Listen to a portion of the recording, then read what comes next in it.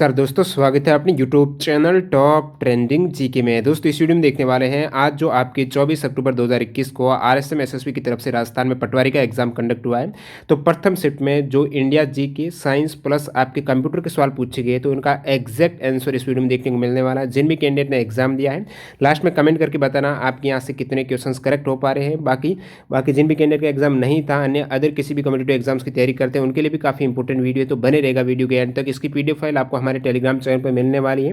तो जिन भी कैंडिडेट ने टेलीग्राम चैनल ज्वाइन नहीं किया, लिंक डिस्क्रिप्शन बॉक्स में है, क्लिक करके ज्वाइन कर लेना। सबसे पहले अपन देखने वाले हैं इंडिया जीके और साइंस में पूछे गए आज आपकी प्रथम पारी में जीके के सवाल।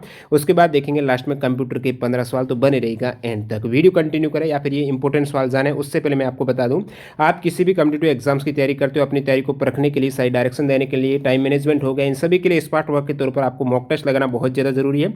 मॉक टेस्ट के लिए बेहतरीन प्लेटफॉर्म टेस्ट बुक इसलिए क्योंकि यहाँ पर एक तो आप अनलिमिटेड मॉक टेस्ट लगा सकते हो सारे एग्जाम्स के, जैसे कि आप रेलवे की तैयारी कर रहे हो और पैरेलल में एसएससी की करते हो, बैंकिंग की या फिर अदर किसी स्टेट गवर्नमेंट एग्जाम्स की, तो सारे एग्जाम्स के मॉक टेस्ट आपको एक ही पास के अंतर्गत मिल रहा है। अभी यहाँ पर एक बेहतरीन ऑफर ये है, ये एक आज के लिए ऑफर रहने वाला है। इसमें यदि आप ये लास्ट डे फायदा उठा सकते हो टीटीजी के कूपन कोड यूज करने पर, ये जो आपके एक साल का पास है 399 रुपये का, ये महज आपके -120 माइनस होने के बाद ये एक बेहतरीन डील आप ग्रैब कर सकते हो।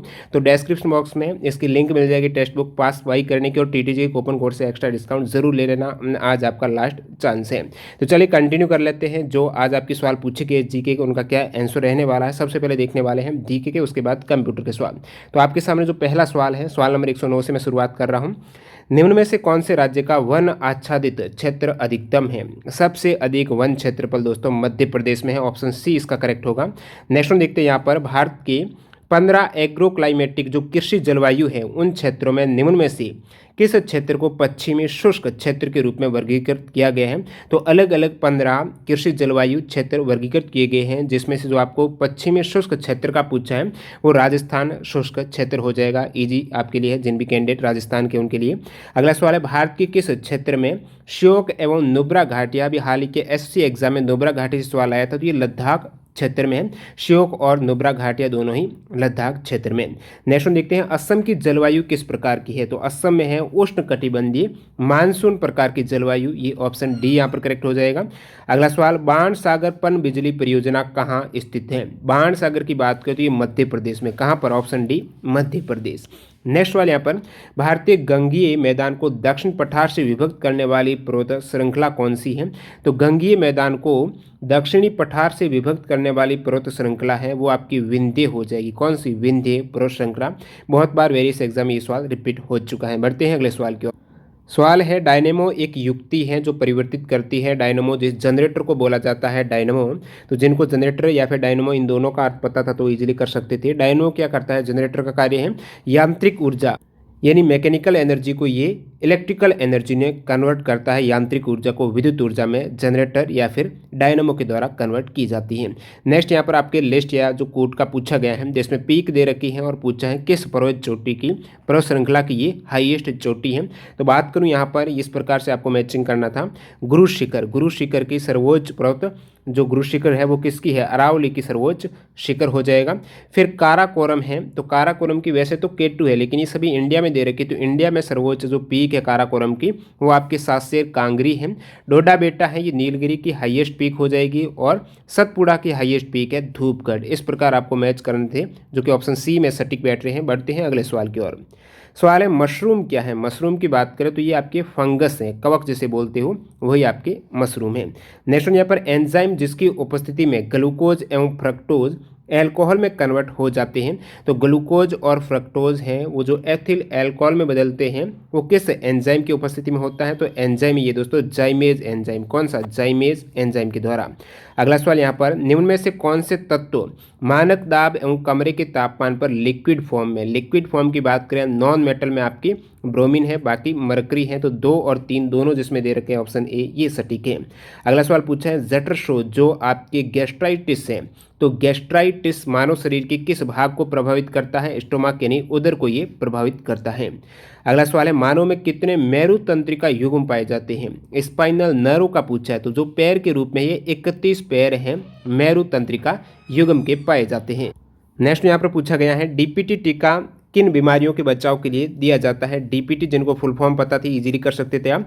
डी यानी डिप्थीरिया, और फिर यहाँ पर पी यानी है पर्टूसिस, और टी यानी टेटनस। इन बीमारियों के इलाज के लिए ये डीपीटी का वैक्सीन टीका लगाया जाता है। मैच द फॉलोइंग आपको मैच करना था। जैसे ये सूत्र वाला है, न्याय सूत्र किनके द्वारा दिया गया है? गौतम के द्वारा। फिर बात करूँ वैशेषिक है, ये अभी हाल ही के एसएससी एग्जाम में पूछे गए हैं, वैशेषिक है। ये वैशेषिक सूत्र कणाद के द्वारा दिया गया है। नेक्स्ट बात करूँ योगा, सभी को पता पतंजलि, और वेदांत सूत्र है ये शंकराचार्य के द्वारा। तो इस प्रकार कूट के रूप में आप एडजस्ट करेंगे तो ऑप्शन डी करेक्ट हो जाएगा।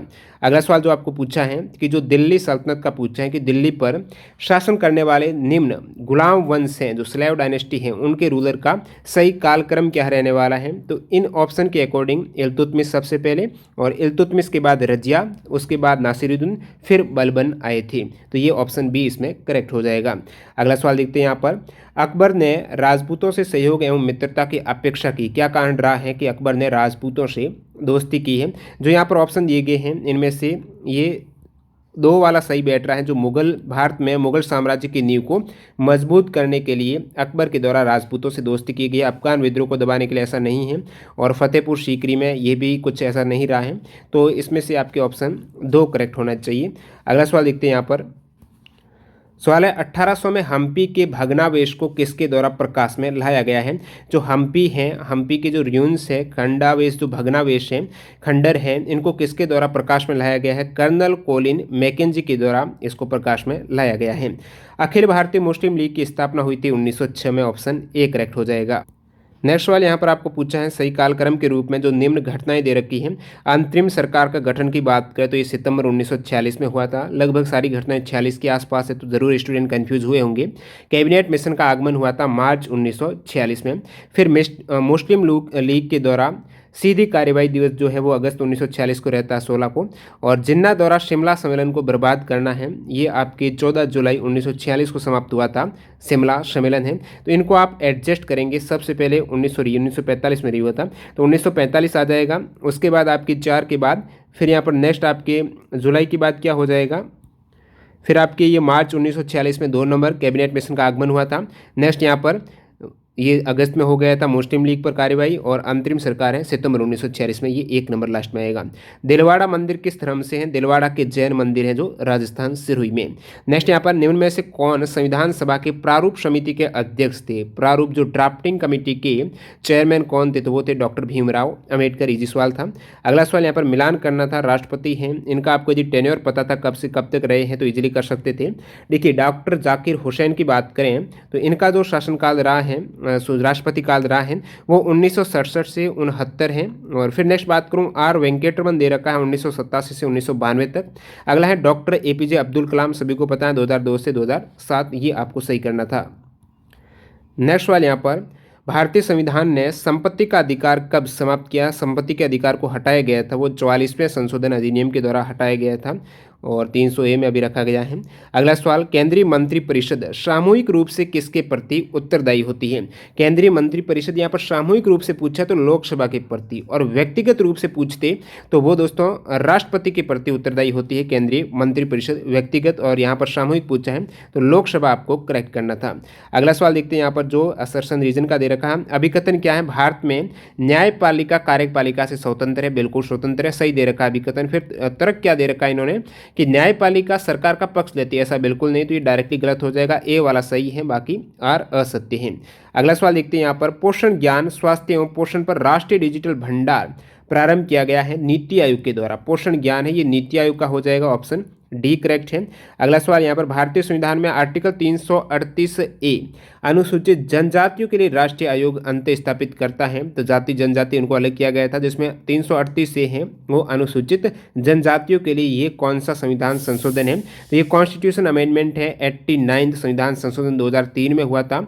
और फिर बात करूँ यहाँ पर मैं जो 102 का दे रखा है, इसमें राष्ट्रीय पिछड़ा वर्ग आयोग का गठन हुआ था ये, और 104 वाला है जो आपके 10% SC/ST के लिए आरक्षण और एंग्लो इंडियन वाला है।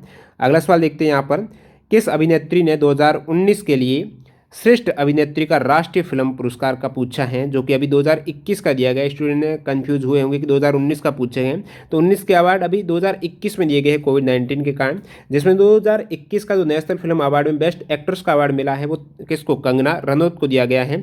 तो आपका ऑप्शन डी करेक्ट हो जाएगा। नेक्स्ट वन, यहाँ पर किन देशों के रेलवे के संयुक्त प्रयासों के बहाल से जो हल्दीबाड़ी चिल्हाटी रेल मार्ग है वहाँ पर मालगाड़ी है वो नियमित रूप से फिर से स्टार्ट की गई है। ये भारत और बांग्लादेश के मध्य चलती है ट्रेन हल्दीबाड़ी चिल्हाटी रेल मार्ग। नेक्स्ट वाले यहाँ पर निम्न में से कौन सी डिजिटल इंडिया फ्लैगशिप स्कीम के अंतर्गत सरकार के द्वारा शुरू की गई डिजिटल इंडिया इनिशिएटिव सेवाएं हैं? कौन सी, देखिए कौन सी इनिशिएटिव या फिर सेवाएं हैं, तो डिजी लॉकर भी हैं, उमंग सेवा भी हैं, तो ये सभी वाला आपको करेक्ट करना था। अगला सवाल देखते हैं यहाँ पर, आरबीआई के निर्देश के अकॉर्डिंग 1 अक्टूबर 2021 से एक महीने में 10 घंटे से अधिक नकद की अनुपलब्धता पर आप एटीएम पर जाते हुए पैसे नहीं होता। यदि एक महीने में 10 घंटे से अधिक इस प्रकार है एटीएम में पैसे नहीं मिलते हैं, उस केस में एटीएम पर जो चार्ज लगाया जाता है, पेनल्टी रहती है, वो 10,000 रुपये की है। तो ये 1 अक्टूबर से नए नियम आए हैं। निम्न में से कौन भारत का कोविड-19 टीका पाने वाला प्रथम देश है? तो भारत का जो प्रथम देश कोविड-19 टीका दिया गया है कोवैक्सीन, वो मालदीव को दिया गया है भारत की तरफ से। जो प्रथम जिस देश को ये भारत का टीका दिया गया है वो मालदीव को भेजा गया था। ऑप्शन बी करेक्ट है। अगला सवाल देखते हैं, राष्ट्रीय राजमार्ग पर भारत की प्रथम आकस्मिक लैंडिंग सुविधा जो हवाई पट्टी का भी उद्घाटन किया गया है वो राजस्थान के बाड़मेर में किया गया है। तो ऑप्शन बी करेक्ट हो जाएगा। Who is the chairman of DRDO? DRDO के अध्यक्ष कौन है? डॉक्टर जी सतीश रेड्डी हो जाएगा। अगला सवाल यहाँ पर पूछा गया है, बुद्धदेव गुहा एक प्रख्यात क्या थे? तो ये ऑथर थे, राइटर थे, लेखक थे, जिनका हाल ही में निधन हुआ है। नेक्स्ट यहाँ पर मरियप्पन थंगावेलु और शरद कुमार हैं जिन्हें टोक्यो पैरा ओलंपिक में पदक जीते हैं, किस स्पोर्ट से बिलोंग करते हैं? ऊंची कूद, हाई जंपर है ये दोनों ही पैरा ओलंपिक। और फिर यहाँ पर एक जीके का और सवाल पूछा गया है, ये था आपकी, प्रधानमंत्री मोदी जी ने हाल ही में ब्रिक्स सम्मेलन 2021 की प्रॉक्स रूप से यानी वर्चुअली अध्यक्षता की है। तो ब्रिक्स सम्मेलन 2021 ये कौन सा एडिशन संस्करण था? तो 13वां ब्रिक्स सम्मेलन हुआ है 2021 में। अब दोस्तों देख लेते हैं कंप्यूटर के पूछे गए लास्ट में 15 क्वेश्चन है, उनका क्या एग्जैक्ट आंसर होने वाला है। तो चलिए यहाँ पर कंप्यूटर की ओर ले चलता हूँ। तो सवाल है, MS वर्ड में अधिकतम जूम प्रतिशत है? MS वर्ड में मिनिमम जूम होता है 10% और अधिकतम जूम होता है 500%। ऑप्शन बी करेक्ट है। नेक्स्ट यहाँ पर निम्न में से कौन सा वर्ड प्रोसेसर के उदाहरण है? वर्ड प्रोसेसर में वर्ड परफेक्ट दे रखा है, माइक्रोसॉफ्ट वर्ड है, दोनों ही वर्ड प्रोसेसर के उदाहरण है। तो आपको ऑप्शन बी दोनों का करेक्ट करना था। अगला सवाल देखते हैं यहाँ पर, आपके कंप्यूटर को मैलिशियस सॉफ्टवेयर के विरुद्ध सुरक्षा में सहायता करना है, एंटीवायरस वगैरह सभी ये हो जाएंगे। विंडोज़ डिफेंडर भी है, एंटीवायरस सॉफ्टवेयर भी है, विंडोज़ फायरवॉल, ये तीनों सुरक्षा करते हैं। नहीं करता है तो ब्राउज़र इस प्रकार नहीं करता है। रैम लोकेटेड होती है, रैम कहाँ पर? मदरबोर्ड में होती है। तो ऑप्शन डी करेक्ट है। नेक्स्ट यहाँ पर यूजर के डाटा यहाँ पर प्रोग्राम को स्टोर करने के लिए प्रत्यक्ष रूप से प्रयुक्त होता है। तो डायरेक्टली जो भी आपका डाटा यूजर का है वो फाइल में रहता है, और फाइल है प्रत्यक्ष रूप से, डायरेक्ट रूप से फाइल में, फिर फाइल रहती है फोल्डर में। तो यहाँ पर प्रत्यक्ष पूछा है तो फाइल करेक्ट होना चाहिए। अगला सवाल देखते हैं यहाँ पर जो पूछा गया है कि डिवाइसेज जैसे कि मॉनिटर, प्रिंटर जो कंप्यूटर से जुड़े रहते हैं तो वो पेरीफेरल डिवाइस हो जाएंगे जो कंप्यूटर से कनेक्ट रहते हैं। MS एक्सेल 2007 में एकल फाइल का पूछा है, सिंगल फाइल या डॉक्यूमेंट को कहते हैं। तो सिंगल फाइल और डॉक्यूमेंट है, वर्कशीट है, वर्कबुक में बहुत सी वर्कशीट हो सकती है, एक से ज़्यादा। नेक्स्ट वाला यहाँ पर, निम्न में से कौन सा सिस्टम सॉफ्टवेयर प्रथमत कंप्यूटर मेमोरी में लोड होता है? जब एक कंप्यूटर चालू करेंगे तो सबसे पहले जो सिस्टम सॉफ्टवेयर लोड होता है वो ड्राइवर रहता है, डिवाइस ड्राइवर करेक्ट हो जाएगा। नेक्स्ट वाला देखते हैं, निम्न में से कौन सा ठोस अवस्था स्टोरेज डिवाइस है? यानी आपको पूछा है SS जो D है, सॉलिड स्टेट स्टोरेज डिवाइस है, वो नहीं है। कौन सा उदाहरण नहीं है? तो जो DVD वाला हो जाएगा, जैसे ये DVD रोम है, ये नहीं है, बाकी सभी सॉलिड स्टेट वाले हैं। Memory card, USB flash drive भी है, तो ये DVD रोम करेक्ट होगा। अगला सवाल, कौन सा पावर पॉइंट व्यू प्रेजेंटेशन है और इसके प्रत्येक स्लाइड को थंबनेल के रूप में आप देखते हैं? जो भी आपकी स्लाइड है थंबनेल के रूप में आप देखेंगे, उसके बाद उसको एडजस्ट भी कर सकते हो कौन सी स्लाइड आपको पहले लानी है। तो वो सभी स्लाइड शॉर्टर में आपको देखने को मिलता है। ऑप्शन ए करेक्ट हो जाएगा। कौन सा पॉइंटिंग एंड ड्रॉ डिवाइस है? माउस आपका पॉइंटिंग और ड्रॉ डिवाइस है। अगला सवाल, कौन सा इनपुट डिवाइस नहीं है? देखिए स्टूडेंट कन्फ्यूज जरूर होंगे, माउस पैड दे रखा है, ना कि माउस दे रखा है। जहाँ पर माउस आप रखते हो वो माउस पैड होता है, तो माउस पैड तो कोई डिवाइस होता ही नहीं है। कौन सा इनपुट डिवाइस नहीं? तो ये इनपुट नहीं है। बाकी माउस आपको पता है इनपुट होता है, कीबोर्ड भी इनपुट है, टच पैड भी इनपुट है, और ऑप्टिकल स्कैन कोई भी करे वो आपकी इनपुट ही होगा, तो ये भी इनपुट डिवाइस है। तो आपको पूछा कौन सा नहीं है, तो माउस पैड हो जाएगा। अगला सवाल, एक प्रोग्राम में त्रुटियों का पता लगाने और उसे सुधारने के लिए, जो त्रुटि का पहले तो पता लगाएगा फिर उसको सुधारेगा, उसके लिए प्रयुक्त शब्द है वो डीबगिंग है। बग होती है त्रुटि, और उसको सही करने के लिए डीबगिंग। 1 मेगाबाइट में, 1 MB में 1024 KB होते हैं। अगला सवाल देखते हैं यहाँ पर जो अंतिम सवाल है, डीटीपी की फुल फॉर्म क्या है? तो डीटीपी की फुल फॉर्म है डेस्कटॉप पब्लिशिंग है। तो इस प्रकार कंप्यूटर के पूछे गए 15 सवाल और इंडिया जीके के सारे सवाल का एग्जैक्ट आंसर बता दिया। किसी भी सवाल में आपको डाउट रहता हो कमेंट करके जरूर बताना। जो भी स्टूडेंट चैनल पर न्यू है तो चैनल को सब्सक्राइब करके बेल आइकन हिट कर देना। मैं मिलता हूँ ऐसे किसी नए वीडियो के साथ। वंदे मातरम, जय हिंद दोस्तों।